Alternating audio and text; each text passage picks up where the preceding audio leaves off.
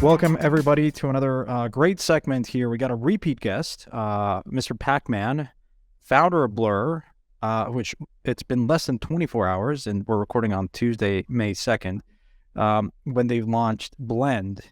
So, Pacman, great to have you on the show again. Why don't you tell us a little bit about Blend and we get started from there? Yeah, totally. Thanks for having me on again. And one short sentence, Blend is a peer-to-peer perpetual NFT lending protocol. Okay, we're going to have to unpack that for our normal listeners.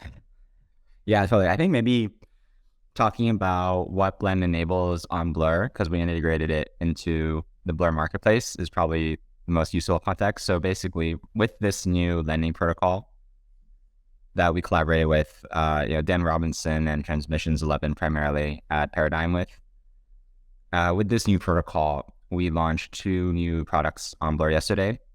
One was borrowing, right? You can borrow against your NFTs on Blur. That's a fairly standard feature to launch with the lending protocol. And the next one was buy now, pay later, where basically using Blend to provide liquidity, you can actually buy an NFT with a small portion of the capital upfront and then pay the remainder later. So for example, let's say there's an NFT that costs like 10 ETH. You could provide 1 ETH of your own collateral and then borrow 9 ETH to make the purchase, which is a huge unlock because now people can buy, very expensive NFTs with much less capital upfront. And so those are the two features that Blend enables. And then, with that context in mind, maybe then I can talk about like what exactly a peer-to-peer perpetual NFT lending protocol means. Yeah, why don't we go there?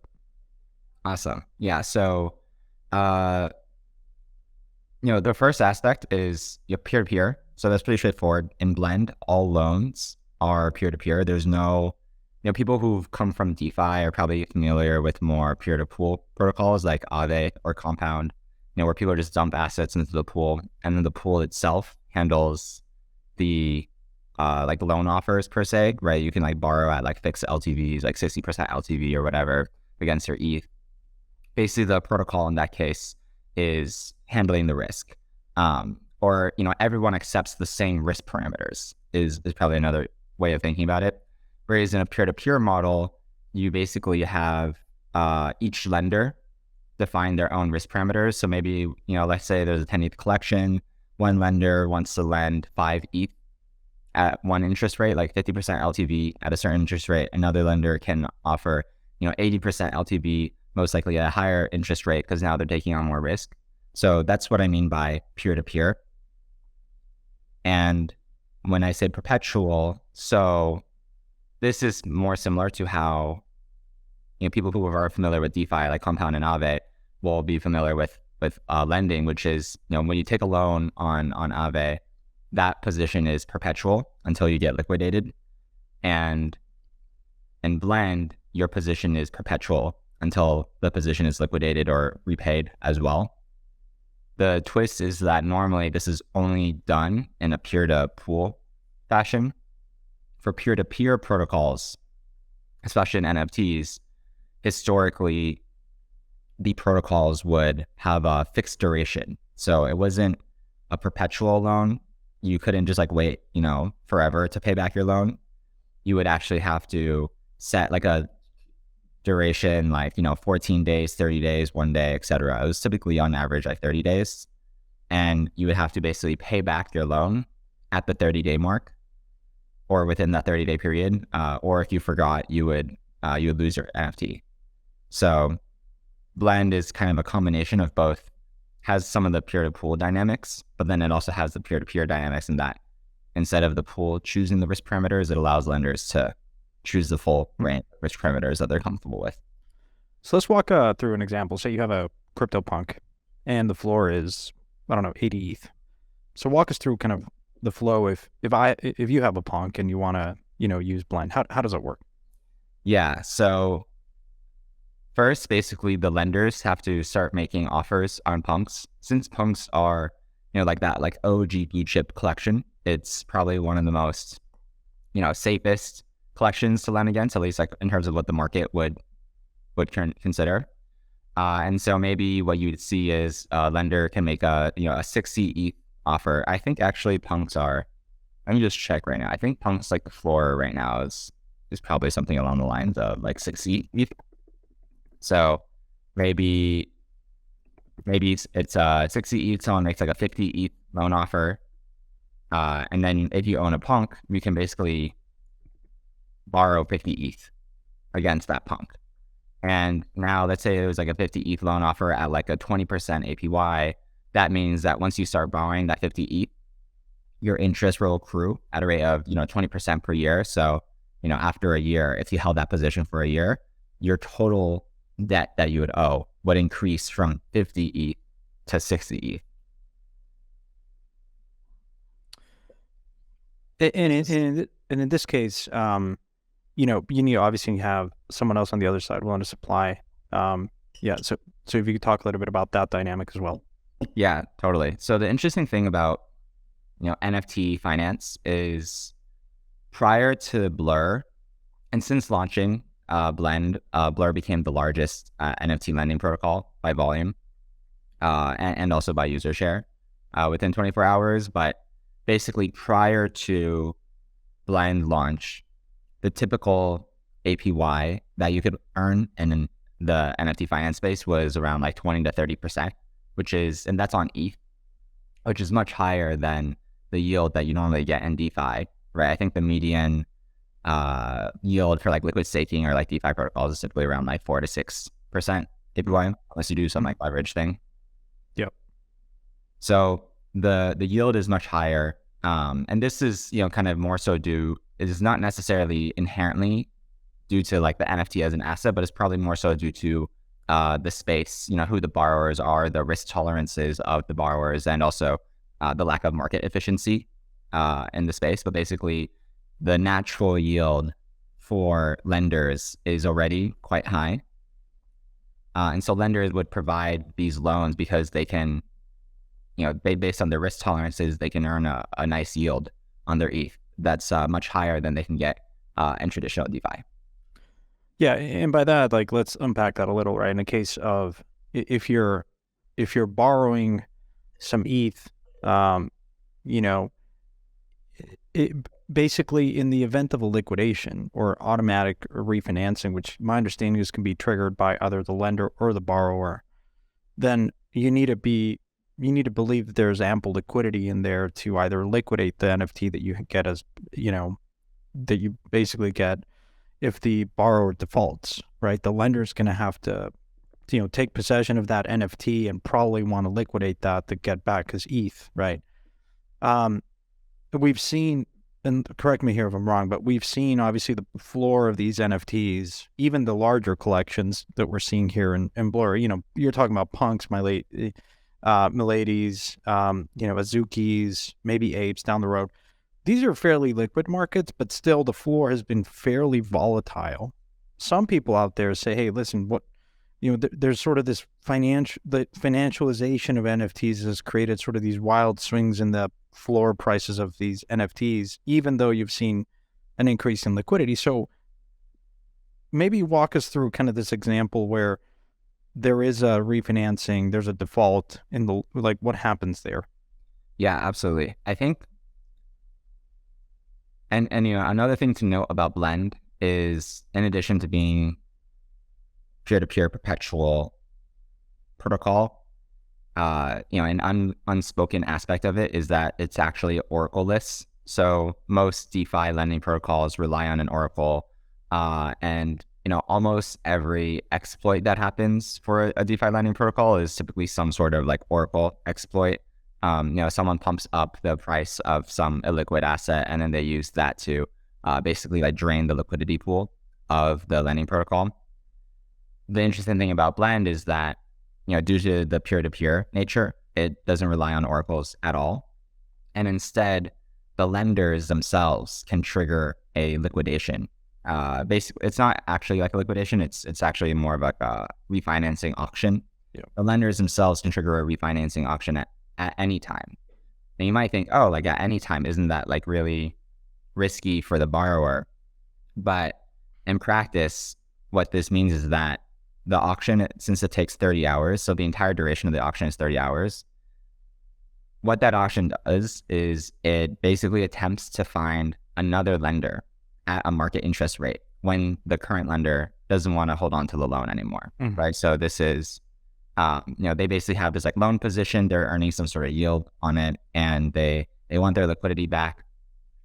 Oh, jump in, Garrett.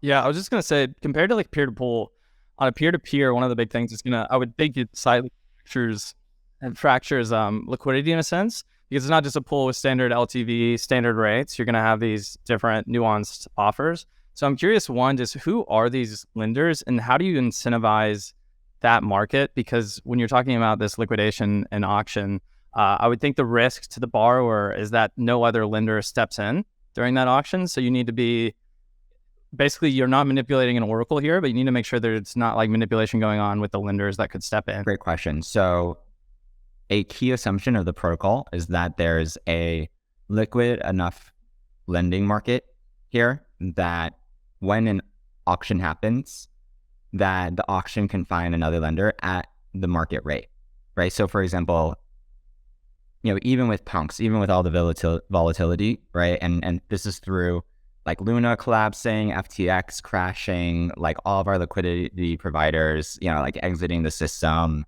the big sources of institutional liquidity exiting the system, like even with all of that volatility and even like in this like macro market, the prices of punks have typically held around like 50 ETH, 40, 50, I think the minimum is probably around like 40 ETH or something like that. But, 50 ETH is like a pretty stable point.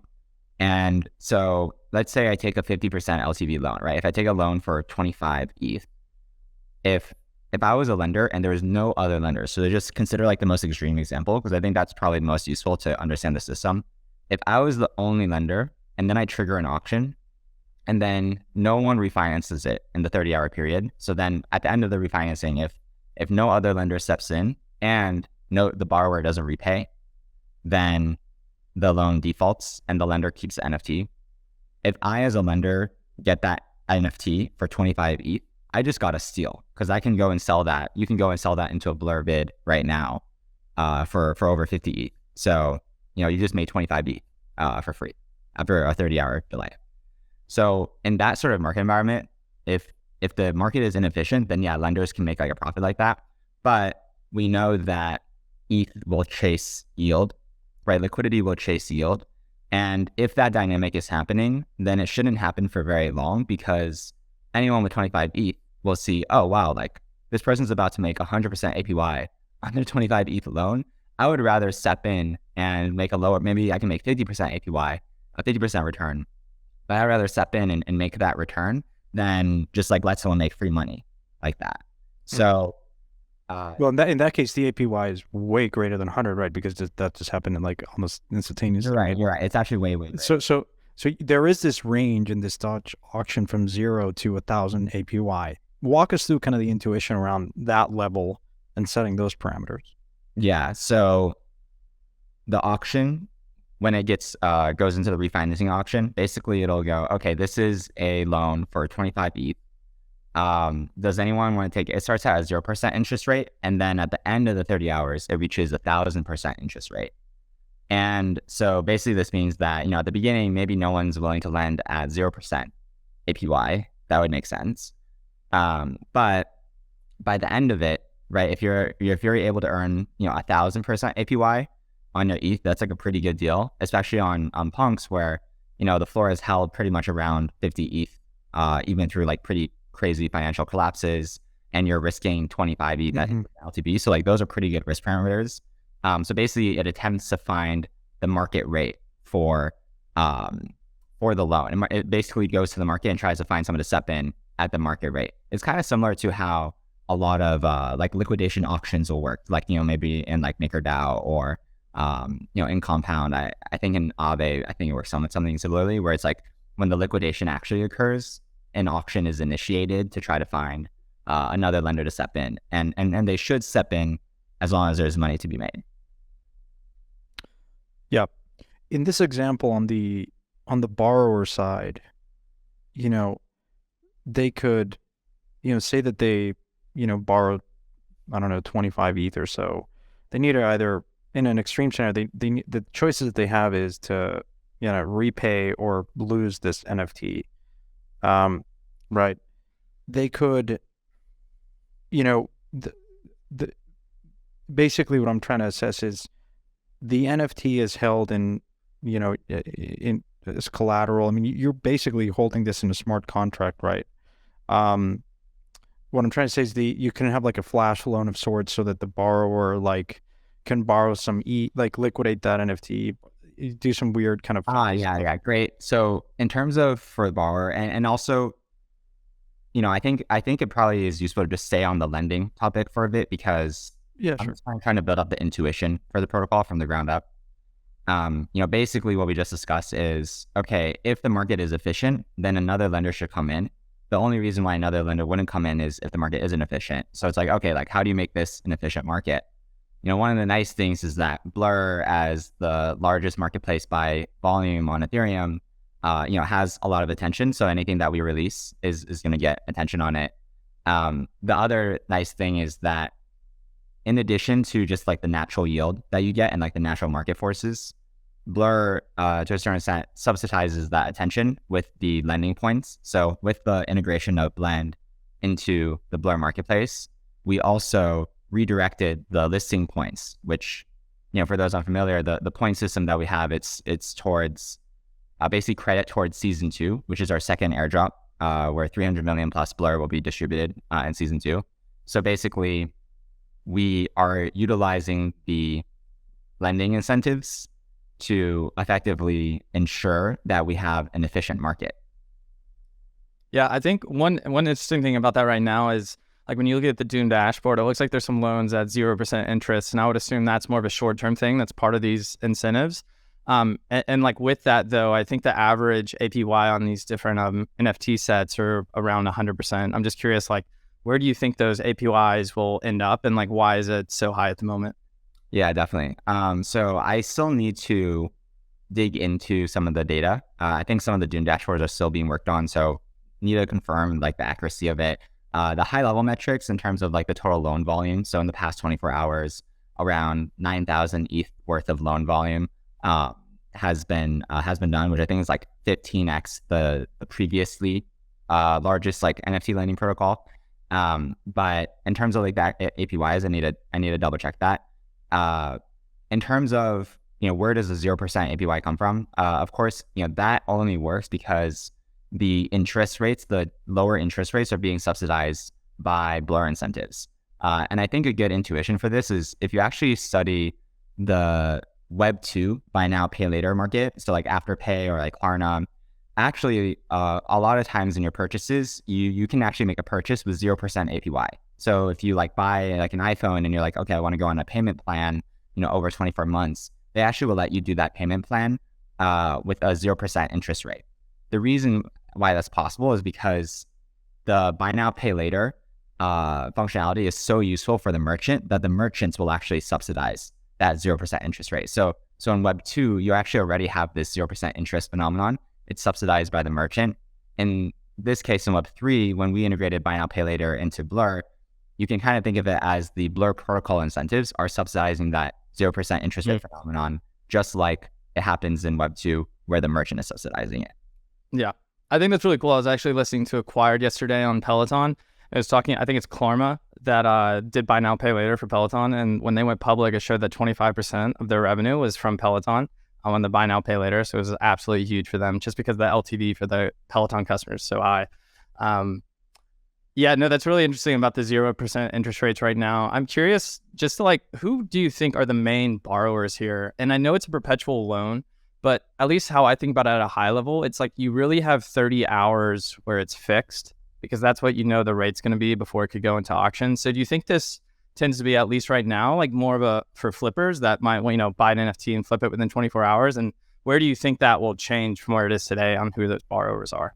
Yeah, totally. I think for the longer durations, we'll have to see exactly how the market dynamics play out. But in terms of how the auction mechanism works, so when a lender triggers the auction, it'll actually attempt to basically match the loan with an existing with another loan offer on the order book. So for example, if I created a 25 ETH loan at a 10% interest rate, and there's another loan offer on the book for 25 ETH at a 10% interest rate, that won't, if I'm the lender and I trigger the auction, it doesn't actually go into auction. It'll just automatically refinance a loan with that offer on the order book. So depending on how like the offers on the order book, when the lender triggers the refinancing, it might actually not even go into auction.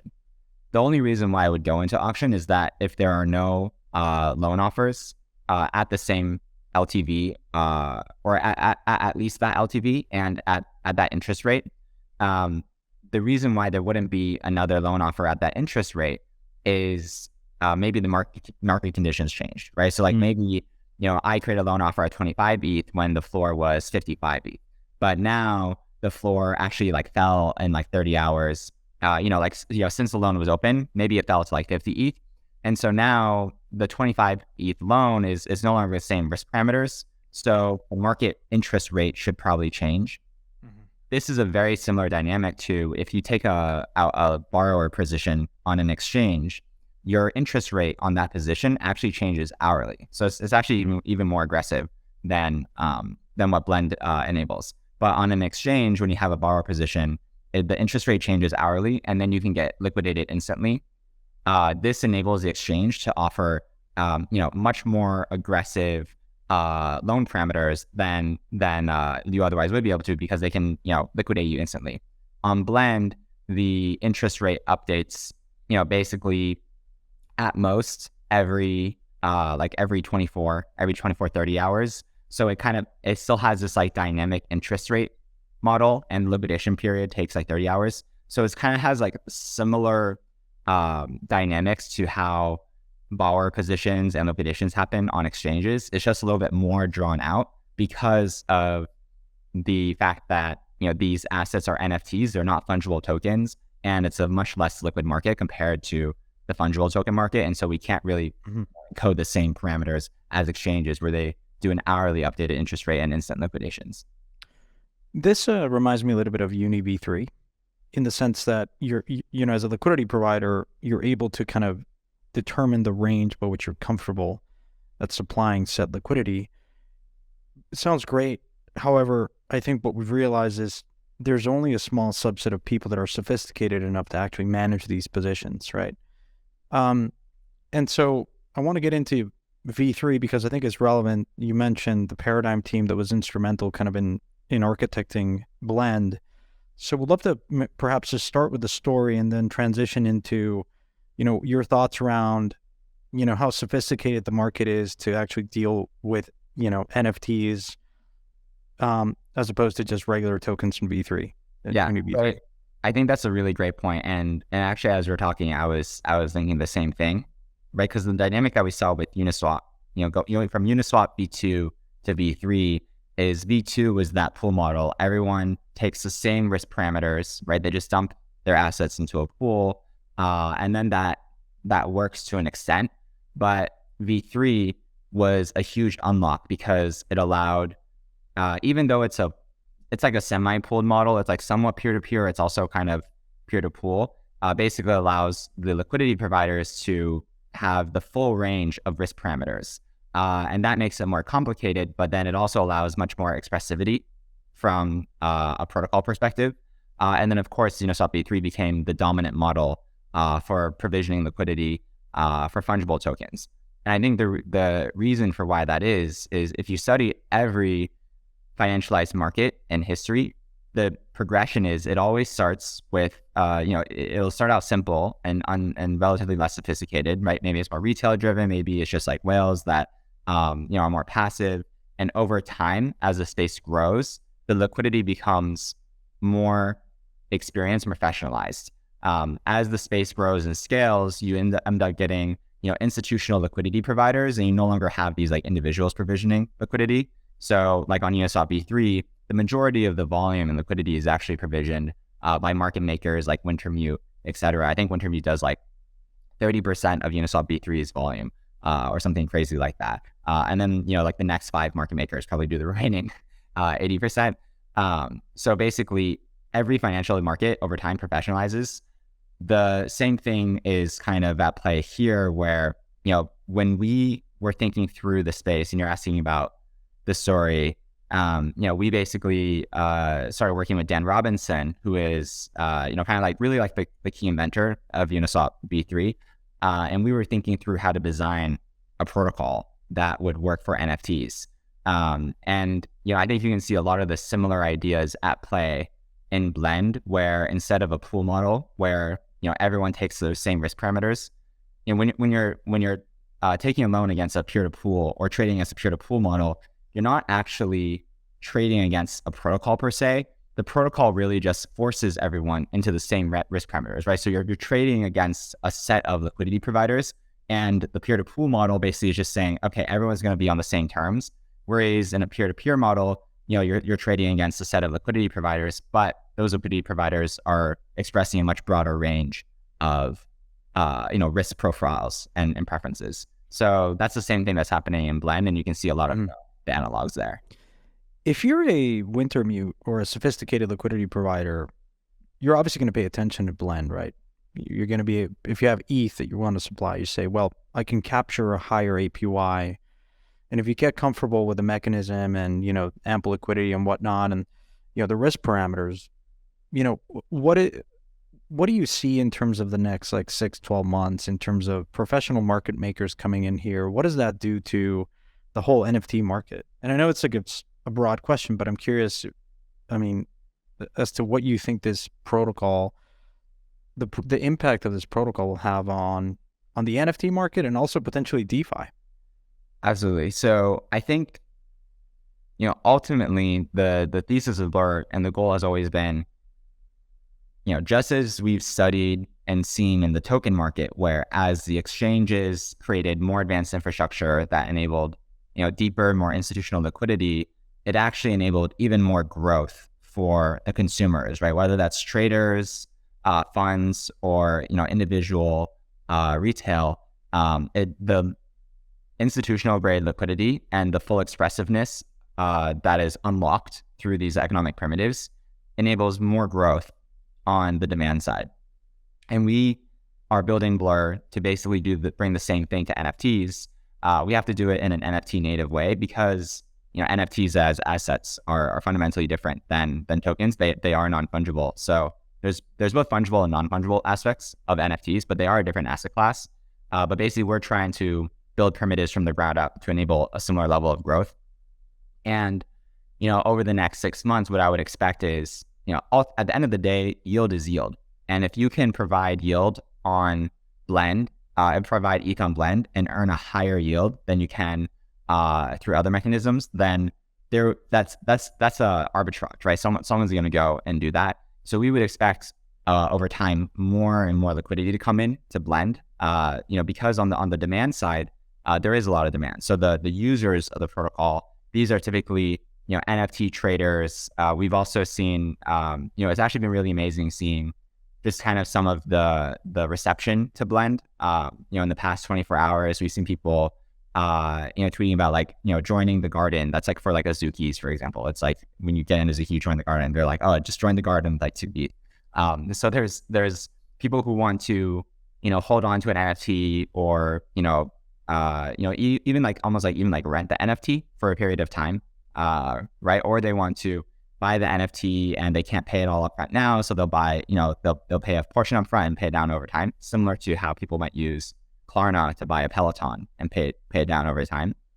So you have those people. And then you also have traders, of course, as well, who maybe they don't have the full amount of ETH to take a position, a spot position, but they can, they have some ETH, so they can, take a partial position and capture some of the upside as well that way. So on the demand side, that's what we have. It's really the NFT native people. On the liquidity side, we would expect that to be more professionalized over time. We would expect that right now, I would say it's not that as much. We see some DeFi people, but it's more so, it's still a relatively inefficient, market. There's still higher, as you saw, the average APR on Blend, if the Doom dashboard is accurate, is much, much higher than the average yield on a DeFi protocol. So it's still an inefficient market, but we would expect, the people who kind of come in first to to make like the most yield. And then over time, the yields, probably should compress, but then also like the sizes should also increase in terms of like the total amount of liquidity. So maybe you're making, slightly less yield, but on more, on more AUM. But we would expect that to be, more like professionalized liquidity providers. To put some finer points, so it's been roughly, 23 hours since you launched, or 22 hours. There's been 846 loans accepted. There's been a total of 8,820 ETH that has been loaned out, so roughly kind of $15 million or so. I did notice that one of the largest liquidity providers was Big Maki, who has been fairly active in Blur, to say the least. You talk about inefficiencies. Like, what are some of the inefficiencies that you're seeing right now? And perhaps for someone that is looking to use Blend, if you're like a winter, what are some of like the perhaps profitable strategies that you envision people kind of deploying on Blend? Yeah, so I think I need to study the data a little bit more myself, just to kind of be able to give you like a thorough answer on that. But ultimately, I mean, it's the same with any market.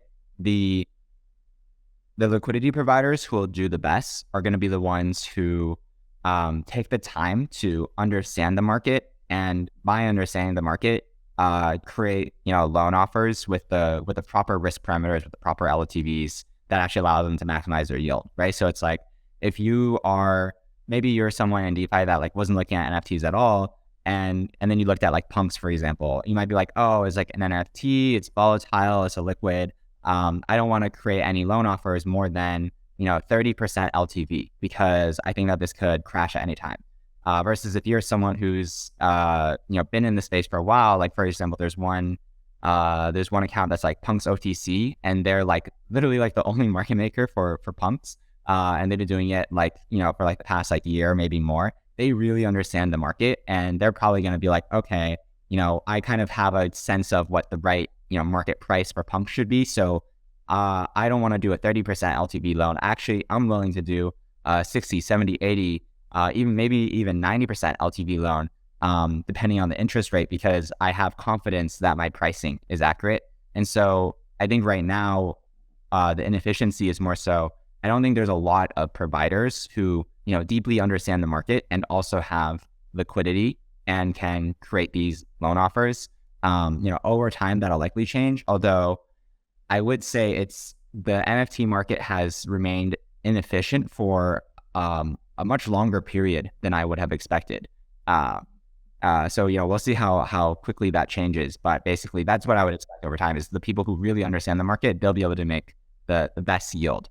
Because of course, if you have too low of a risk or too high of a risk, then you can get hurt both ways, right? You either you basically will just like make less than you otherwise would, because your yield will be too low, or your risk parameters will be too aggressive. So the people who kind of understand it and can make offers in the sweet spot will do the best. Yeah, a lot of what we talk about in NFTs is the floor, because for instance, in a CryptoPunk, the floor is kind of the more basic CryptoPunk in terms of attributes. And so you have, out of the 10,000 collection, you have 20% or so that are just basic entry-level punks or Azukis or apes or whatnot. Certainly a fair amount of like attributes that these NFTs have or collections have. Talk to us a little bit about the plan in the future to incorporate more collections. So right now you have 3, Azukis, punks, and Miladies. Where does this look in the next kind of, what is the challenges and opportunities to add more collections and not just floor NFTs? So for instance, a zombie punk or a much more, rare Azuki or whatnot. Yeah, great question. So we started with 3 collections to start with, punks, Azukis, and Miladies. Basically we wanted 3 collections at 3 different price points. So punks floor is around like 55, 60 ETH. Azukis is around like 15. Miladies was around like 2 to 3. So there's 3 different price points for 3 different collections. We wanted to start with 3 because we wanted to basically make sure that we concentrate attention and build up liquidity in those collections, because Blend only works if there's a somewhat efficient market, right? It works over the long term, because like the market does just become more efficient over time, like just by default. but we wanted to basically minimize the period in which it was inefficient. We wanted that period of inefficiency to be basically zero. So that's why we started with 3 collections to start, and then once we feel comfortable with a level of liquidity in those 3 markets, then we'll add more collections. That could be a period of weeks, it could be a week, it could be a few days. It's really just a matter of just kind of like analyzing the data and being like, okay, like, do we feel good about this? Like, okay, like let's add the next collection. Let's add the next collection. Yeah. I think the limit of that is eventually you get to a collection where it's like, okay, there's just not really enough, borrower interests on it, right? There's not enough of a pedigree and not enough of a history. And so there's not going to be like borrower demand. There's also not going to be much like lender demand. And so I think like at a certain point, it just like, it stops making sense to, like the ultra long tail probably doesn't make sense. But like, if you look at like exchanges or even like DeFi protocols, like the ultra long tail is not really a thing either. Blend being peer-to-peer can actually support many more markets than a typical peer-to-pool model, because since the peer-to-pool model keeps the same risk parameters for everyone, they have to be more conservative. Like if you look at like Aave, for example, or Compound, it's like they only have like 8-10 markets, whereas in a peer-to-peer model, you can actually have much more. If you look at big exchanges, for example, they have many more markets that you can borrow against. Like I think if you go on Binance, it's like there's like hundreds that you can borrow against. Absolutely. So that peer-to-peer model actually enables more markets. But basically, I think we just keep on adding markets until it doesn't make sense.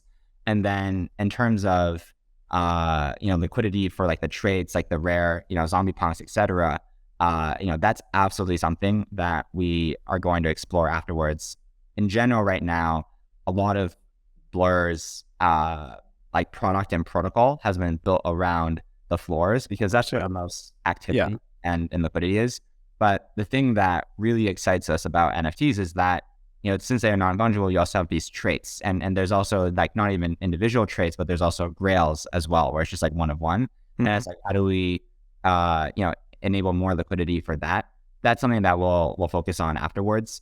I think that, that's probably something like, just thinking off the top of my head, I would imagine that some of the parameters would need to change for enabling like trait loan offers. Like for example, I think Blend would be well suited for traits that are that have like a relatively active market, right? So maybe zombie pumps trade like too infrequently for Blend to really make sense. But there are certain pump attributes where it's like, okay, there's enough of a history there and enough activity that it makes sense. I could imagine us using creating a different like lending protocol just for like individual NFTs, just because it's going to be a little bit more customized for that. But focusing on trades is definitely going to be something that we direct our attention to next as core contributors. Yeah, I want to talk a little bit about the APY, and I know the data is it's fairly early still, but there's season 2, so a lot of folks you could argue that the APY is being kind of distorted because people are kind of hoping to get, accrue more points and, get the airdrop. But in a kind of a steady state, kind of efficient market, where like you could presumably see a whole lot of, well, not in a steady state, but like you're probably going to see after the 30-hour window, like a constant amount of automatic refinancings, right? Because so say that I was one of the first ones and I'm willing to lend, at a certain APY, and then that moves, which has been moving quite dramatically, right? When I looked 2 or 3 hours ago, the APY on some punks, the median was like 28%. Now it's jumped all the way to 60. Well, if I was lending at the 20 range, I would immediately, or like as soon as I practically can, will trigger an automatic refinancing. That loan should reprice, right? Mm-hmm. Absolutely. And so I guess my question is, perhaps, what's that APY curve like? Like, is it going to be super volatile initially and then it kind of stabilizes? Or do you constantly expect these kind of wild fluctuations in rates? I think ultimately, if the market conditions change, then the APY will change to reflect those market conditions. And that's a feature, not a bug. If you have risk parameters that are staying constant, even through volatile market conditions, then the only way that that can make sense is if the lender is basically being so conservative that they can, handle that volatility, which means that you're going to have much lower interest, much lower LTVs, much worse interest rates. So we expect in the steady state. But let me just interrupt. In that case, wouldn't the borrower, if he's getting a super low APY, a super low LTV, like why would he accept that in the first place? Yeah, so I mean, currently, prior to Blend, there were other protocols that like peer-to-peer where it was like 50% LTV, and it had some usage, but less usage than Blend. I think in the market, it's like that. Like that's a great question. Is like as a borrower, you're probably not going to be as interested in that super low LTV loan. So you're and I think that was kind of reflected in the market data. Empirically, when you enable higher LTVs across like the full range of people, then of risk parameters, then people who want to take a low LTV loan or are comfortable with that, they can do that. But then people who want to take a high LTV loan can do that as well, and enables basically more market participants, I guess, more market preferences to match, right? Because that's what Blend, as a marketplace, we match buyers and sellers, and as a lending protocol. And I'm saying we here, like speaking like as like from like a protocol perspective, as a lending protocol, we match lenders and borrowers. And so if you allow the full expressivity, then you can match a lot more preferences. So that's why we were pretty confident that when we launched this, we would also see a lot more usage than we've previously seen on some of these other lending protocols. I mean, do you think there's any analogy here with thinking about options and perps and why in crypto, like options still haven't really taken off yet, but perps have such a high volume. And I think part of it's just probably market maturity. But when you're thinking about this, when it's peer-to-peer versus peer-to-pool, it kind of makes me think of options versus perps because the options are customized based on, duration and so forth. So I'm just curious, is there anything to learn from that would apply here? Yeah, I think that there is, and it really has to do with who the participants are. So when you think about like options, options are, I guess when you drill down into it, fairly simple, but the UX of options is so confusing and complicated. And so it's not really going to get a lot of usage from, normal crypto participants. It's more so institutions, right? Like if people who are using Deribit, it's not like individuals. It's like more so like institutional accounts, and it's just like a more advanced financial primitive, I would say. Whereas perps is something that like basically like any trader can use and wrap their heads around on the usage on the UX side. I think the pricing of perps is like quite complicated. Like if you start asking people like, oh, like how do perps work? There's like very few people that can actually explain how it works. But as like a user, it's like anyone can kind of go and use that, and it's like fairly straightforward. And I think a similar thing, dynamic exists here, where if you actually go on Blur and try initiating a buy now, pay later transaction, or try borrowing against your NFT, the UX is fairly straightforward. But on the liquidity provider side, it can be a lot more advanced. So if you go to the loans tab of like Punk Suzuki's or Milady's, you'll notice it's looking a little bit complicated. And that's just a function of, the liquidity providers are going to be different participants than the users. That doesn't mean that options will never, like for example, like NFT options, that doesn't mean NFT options will never be a thing. But when we think about, what makes sense and what will work, I think just like based on the market dynamics, you have to look at like who the users are in order to kind of think through the adoption of it. I do think there's a world where NFT options can become a thing, but I think that's probably a more mature, larger market, probably where NFTs are not just PFPs, but maybe like real world assets, maybe like even like homes or things like that. Like I think once NFTs starts digitizing and putting on chain more assets than just PFPs, and I think options could very much become a thing. And ultimately, when we think about the market, I think there's like a great like Naval quote where he's like, tokens are gonna eat like all assets, right? Like everything is going to be like tokenized. Like every fungible thing is going to be tokenized. We share a similar belief for NFTs where, tokens might eat, fungible assets, but non-fungible tokens are going to eat non-fungible assets. The UX is so great. You can, it's like a 24/7 market. It's worldwide. We think that as a primitive can grow massive, like really into like $1 trillion market. But I think as of right now, in terms of the market maturity, I would be surprised if something like options becomes super popular. So I've heard you say in the first episode we recorded about you talking about Blur, you did mention that it was very much built for a neglected part of the market, which was kind of traders, right? NFT traders. In this case, I'm just kind of like referencing a tweet by DC investor, fairly well-known collector. He says, hey, listen, the idea that you have to constantly monitor this position and, within 30 hours, you could, have to kind of take some sort of action makes me think that, and I'm quoting him, that this is really a product for people that want to go long in a particular NFT and, have the capacity to monitor this 24/7 or have a really short duration. Would you agree with that? Is that when you're kind of architecting Blend, you're also taking the mentality of we're just going to cater to kind of more professional, active kind of traders in the market versus collectors? Is that kind of a fair statement? Yeah, I would say that's not quite accurate.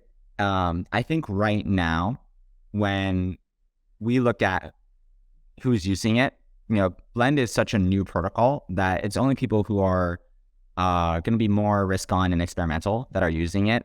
There's a lot of uncertainty around the dynamics, at least, from a market perspective, right? And so that means that people who are like collectors, because oftentimes collectors, they don't want to give up their grails or their NFTs, but they might need liquidity. And so, they'll still want to take out loans, and that's serving the collector market. But I would expect right now that, for those collectors, when they look at Blend, they're like, okay, this is like a new thing. I don't really know how it's going to play out. So I'm just going to kind of sit on the sidelines and decide later. But ultimately, this kind of mechanism, due to the perpetual nature of it, when we were designing Blend, we also would talk to, some of the traders or, like big whale collectors. And we actually found that for them, having a perpetual mechanism is actually much more user-friendly than having like a fixed duration. That's like the other, popular model for peer-to-peer lending is you have fixed duration. And what we found was that actually for the fixed duration is like basically if you take out a loan for like 30 days, you need to set a reminder 30 days later to pay back your loan. Otherwise you lose your NFT.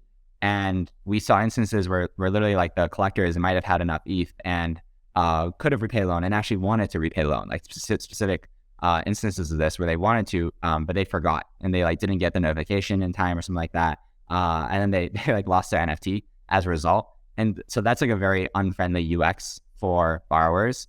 Whereas with Blend, the basically the liquidation mechanism is really due to market liquidations. Like in an efficient market, the liquidation will only happen if the market conditions change.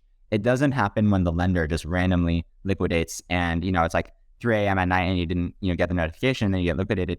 That in the steady state, that actually doesn't happen. In the steady state, what happens is, oh, the lender wanted their liquidity back. Okay, fine. Another lender stepped in and took over that loan. So in the steady state for collectors, they can actually take out loans against their NFTs without having to worry about a liquidation unless the market conditions change. And what we found is, pretty much everyone in the market will have some sort of pulse on the market conditions. Like, if Bitcoin crashes or if it pumps, right? Like as like a Bitcoin holder, you even if you're like passive, you kind of are aware of market conditions. So this is something where when you think about like the dynamics of people in the space, it actually creates a much simpler UX. And we also send a notification when that happens. It's not just on Blur, we actually added email notifications as well. Mm-hmm. So not only are you probably already monitoring the market and aware of the market conditions, but you also will get a notification as well if you're getting if your loan is in auction and it looks like the market conditions have changed and maybe it's like not finding another lender as quickly as desired. So yeah, basically my thesis would be, in the steady state, this actually becomes much easier for collectors than having to set like reminders for different loans. Of course, that's something that the market still wants to see play out before kind of embracing it. And to put a finer point, I mean, obviously this is early data, but like if you're getting 8% on your staked ETH or whatnot, even obviously fairly low if you're not staking your ETH, and you're able to earn, 10x that, as rate stands right now, obviously things will change pretty dramatically, but nonetheless, they're fairly high. Yeah, sure. Some of that is, NFTs are by definition riskier kind of collateral types. I get that, but they're, even in this Dutch auction mechanism, I think your point's the right one, which is there will be an efficient market where someone steps in and is willing to supply, and kind of pick up that loan, right? Even though liquidity dries up, there are always kind of market participants out there, presumably, that are willing to supply liquidity at the right rate. Yeah, And, absolutely. like, I guess I'm reminded of the day where like Black Thursday happened, or Black Friday. I forget. It was like a blurry set of 72 hours where Maker had this problem where it was a whole set of issues it was two problems. One, it didn't have enough of a keeper system, like meaning people that were bidding on the collateral. Gas prices were really high, so the bids were not going through, and the oracle was kind of all over the place. So it was like a perfect storm of things. And in this case, it's just a bit different, right? You certainly have to keep in mind like the flora punks does matter, right? It kind of, if the flora punks all of a sudden drops from 60 to 30, well, you're gonna have a problem right across kind of a lot of the loan book, right? People are gonna automatically want to refinance that. Is that kind of a fair statement? Right. Yeah. Basically, from a borrower perspective, this mechanism, honestly, it's more borrower friendly than lender friendly, because if you have a position on an exchange and the market conditions change, you're getting liquidated overnight, right? Everyone, who's in the trading space or in DeFi, we've all seen tweets where people are like, oh yeah, like went to sleep and woke up and my account was liquidated. So that happens, fairly often, and that's a risk of, that, and exchanges need to do that because they can do more aggressive positioning, and they really need to be able to, liquidate people instantly. Whereas on Blend, the liquidations happen over 30 hours. And so as a borrower, it's actually like whatever the borrower friendly however borrower friendly taking a position on exchanges, it's significantly more friendly with Blend, just because the liquidation mechanism is not instant. It's 30 hours. Just on this point, back to the Maker example, there were very few keepers, meaning just people that were supplying liquidity or bidding on the collateral that was being liquidated.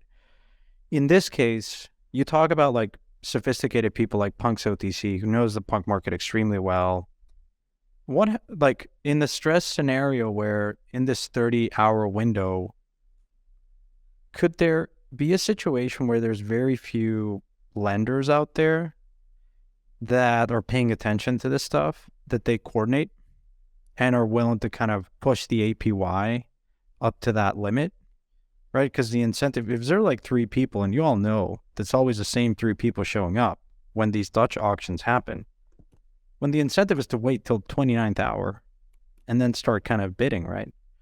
On this refinancing auction.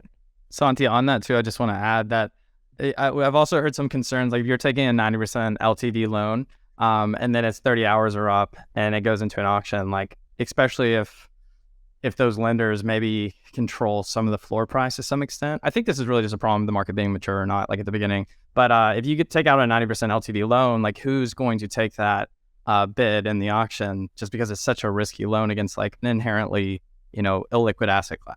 Yeah, great question. So from that perspective, I'm just looking at the stats right now, and currently, so far in the past 24 hours, there have been 243 lenders on Blend. I don't know exactly like at what point it's like that sort of like, it's really a prisoner's dilemma, right? It's like, okay, you might coordinate, but really the first person to not coordinate is going to be the one that keeps the yield and makes the best deal. And with on-chain activity, it's like, I can be like, oh, hey, like we're going to go and coordinate. And then, oh no, like a fourth wallet, like a fourth mystery wallet went and broke this promise and they got all the yield and it wasn't me. So I think, the issue with the thing about prisoner's dilemmas is that it's so brutal. Like people defect so often, like the default case. Yep. So I would feel pretty confident in that not happening. And 243 is a large enough set that like even with just with like 3 people with this kind of dynamic, or even just 2, I would not feel super comfortable betting on against a prisoner on that happening. With this many people. It's like I would be incredibly surprised. One of those few hundred people is going to defect and they'll do the refinancing at a good rate because they can make a profit. Yeah. Let's on this point, if you're a less sophisticated liquidity provider and you have some ETH laying around and you're the collection really well, or you have some understanding of NFTs, or even maybe you don't, is there remind me here of the mechanism, is there an incentive to get points for the season 2 or something where for you to kind of indicate in the order book of where you're willing to supply liquidity in certain terms? Yeah, so the way the lending incentives work is, and just for context, for season 2, we have 2 types of points. Prior to Blend, it was bidding points and lending points. And they're both like equally weighted. So, basically like at the end of season 2, like bidders would get half of the airdrop and listers would get half of the airdrop. And what we did with the introduction of Lend is we didn't want to like dilute that at all.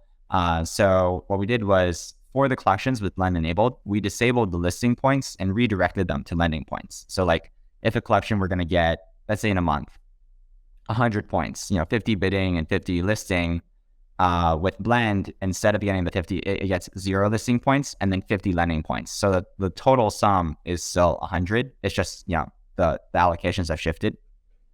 And the lending points are rewarded to lenders who create loan offers on the order book. A lot of people ask us, oh, why not reward people for taking positions?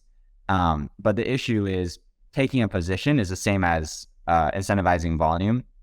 Anytime you incentivize volume, you just create the incentive for wash trading. And especially with, even with a small fee, the wash trading is going to happen. But with Blend, there's actually 0 fees for borrowers and lenders. And so what that would happen is you would just see you would see volume skyrocket, but that volume would just be pretty much fake. And we've seen that as well in DeFi. It's played out, numerous times where protocols will create incentives for taking out positions, and then after the incentives run away, die off, you see the borrowing volume just like drop off cliff because it was never real in the first place. So every incentive we've ever done at Blur has always been focused on liquidity and not borrowing. So like everyone taking a borrowing position on Blend, they don't get any rewards for that. The only reward they got is that, they had a nice loan offer at a pretty high LTV at a pretty good interest rate. And that allowed them to make a trade or borrow more ETH than they otherwise might have been able to. So basically, the goal of the lending incentives is to create, good liquidity conditions for borrowers, and then those liquidity conditions on its own should be what draws the borrowers in. This is similar to how on Curve, the Curve incentives, they only reward liquidity. You don't have any incentive to trade on Curve. Any of that volume on Curve is not due to any sort of like volume incentives. It's due to Curve's incentives creating good market conditions for the users of the protocol, which is what we focus on as well. Yep, that makes sense. You talked about that in the last episode that we did, so everybody will have to check that out. One tangential question I have is, with this buy now, pay later, and also it seems like maybe there'll be a little bit of a focus there on more of a retail, even though I know Blur overall, as you said in the last episode, is like prosumer focused. I'm curious, there's been like a shift to mobile, it seems, in crypto lately, and I know like gaming will, then you have Uniswap, also the Sega phone. How do you think about like that in general, crypto shift to mobile? And is that something you're already thinking about? Because I'm just imagining, for example, you were saying how you give email notifications. It'll be pretty sick if I had an app that I could easily do a buy now, pay later NFT. And then also I get notifications like, hey, you might need to top up here, or, some action being called. Yeah, absolutely. I think when we think about, what we're aiming to build as core contributors, there's a lot of inspiration that we can take from the token market. because the token market is much more mature than the NFT market, right? NFTs really only popped off starting in 2020. Tokens have been around, since the 2010, right? So token infrastructure has had a decade more to develop. And when we look at, protocols and companies that we really like, Uniswap is a good one, of course, right? They launched like a mobile app. That was nice. But I think a much better model is Binance, where you can see that they started focusing on the crypto natives, but then they built out a broad suite of products over time to cater to the entire, horizontal segment of the user base. And when we think about how to grow and develop products, similarly, you can think of Blur as kind of building the Binance of NFTs is the mental model.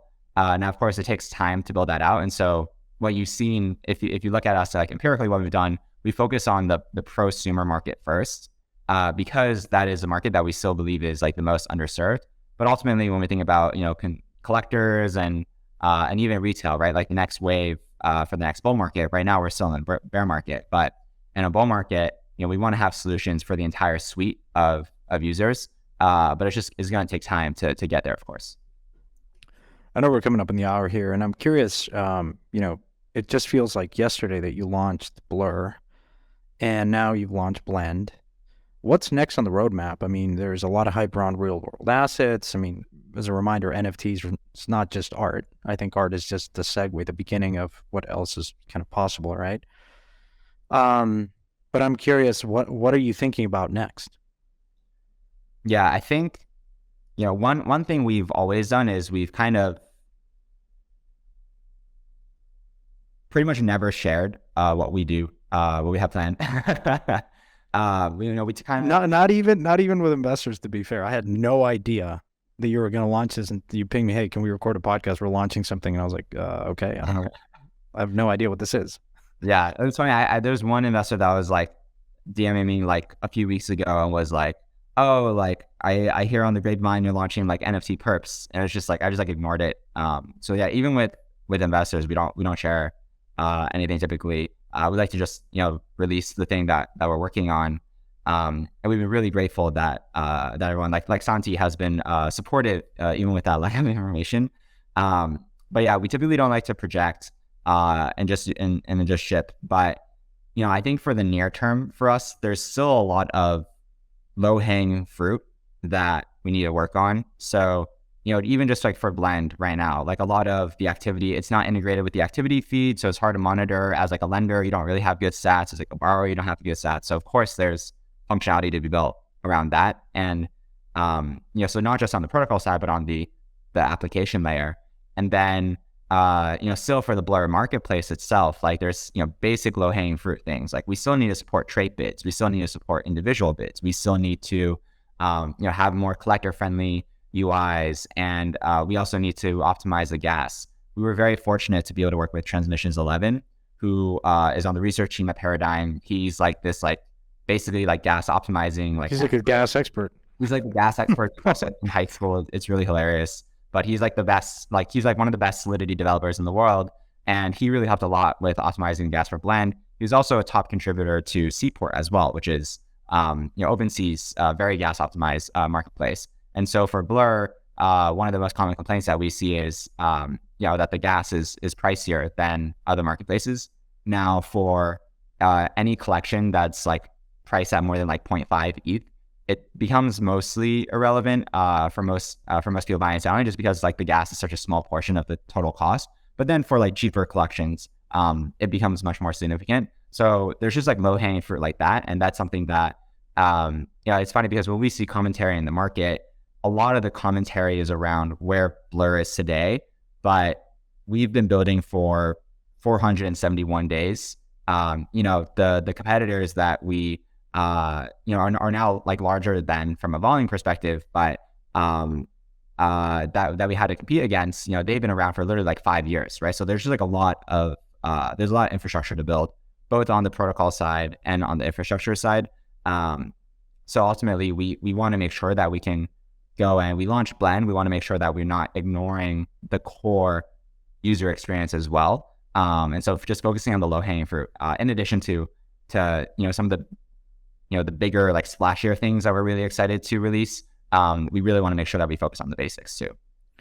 One just point that I want to clarify on the point system. And sorry to go back, but is there a kind of like a mechanism in how the points are calculated based on the duration of the loan?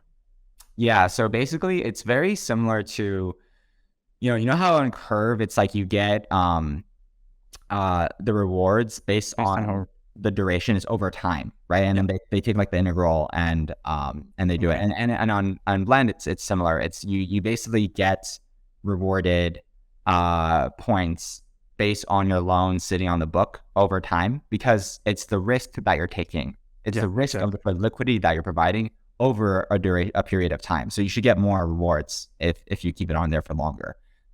So yeah, hopefully that answers your question. Yeah, you're basically taking a weighted average, like duration and volume, not just pure volume, right, of loans, right? Because then you could exactly. And I would hesitate to say like volume of the liquidity is not just origination but duration as well, is what I'm trying to say. Yeah, exactly. That makes total sense. Well, this is great. Garrett, any other questions? And before we... No, that was great. Pacman, any parting thoughts before we wrap it up? Yeah, I think ultimately, when we looked at the space, we really like thinking about it as, if you look at how the token market grew, it really grew on the back of the underlying infrastructure developing and growing, right? As the infrastructure became more institutional grade, it allowed larger providers to come in, larger players, both on the demand side and on the supply side from a liquidity perspective. And NFTs, what we saw was a incredibly inefficient market, both from the existing participants, but also from a capital perspective. If you have $100,000 asset and it's traded at that, for the past, 2 years or 4 years, through bull and bear markets, then there's value in that you should be able to unlock. And if you're able to unlock that value, then that means that the market can be more economically efficient and it can grow larger. If you look at the token market, it grew massively with the introduction of these economic primitives. So, the majority of volume in the token markets actually comes from this financialized infrastructure. For Bitcoin, like the spot trading volume to like derivative trading volume. And that's like a big bucket of things, of course, but the derivative trading volume is currently like 10x the spot volume. So the vast majority of economic activity that is unlocked is literally basically through this infrastructure. It's like literally 10x. For NFTs, it literally had almost, relatively zero, financialization, prior to the introduction of Blend. And so when we think about that, we were really excited to introduce this financial infrastructure that, we believe will enable more liquidity to come into the space, more economic efficiency to be unlocked, and more economic value to be unlocked, and basically allow the space to grow much, much larger. And that's useful, not just for the space as it is today, but, as we see the thesis, our thesis play out of NFTs eating the world of non-fungible assets, that infrastructure, a lending protocol, whether you're using it for PFPs or real world assets or, whatever it is the NFT is encompassing, the primitive is the same. So we're really excited to see, what this infrastructure can unlock. Yeah, most definitely. No, it's really exciting and encouraging. I mean, it's been less than 24 hours and I'm already fascinated, constantly refreshing this dashboard to see where the rates are. And you could just envision a whole set of products that are built and new primitives that are built on top of this. So really excited. I know you're not going to disclose it, but I'm sure there's a ton of stuff on the whiteboard that comes next. And so we'll probably have to have you on, I don't know, 3, 6 months, a month. I don't know. It seems like you guys are shipping at a record pace. So this has been great. Really appreciate going deep. Always really insightful discussion. So congrats and keep up the great work. Thanks for coming on the show. And, just one last comment, as I'll say, it's quite interesting because with this infrastructure and the primitives, we're starting to see out definitely much more of an ecosystem develop around it as well. Like the dashboard that you're refreshing, that wasn't built by us. That was just built by a community member. And as the primitives unlock more behaviors, we're excited to see a lot more develop, even outside of just the core contributors. And seeing that already starting to play out is super exciting. But yeah, we're definitely going to be working to contribute, our own developments too. Awesome. Pacman, as always, a pleasure. Thanks for coming on the show. Really appreciate it. Thanks for having me.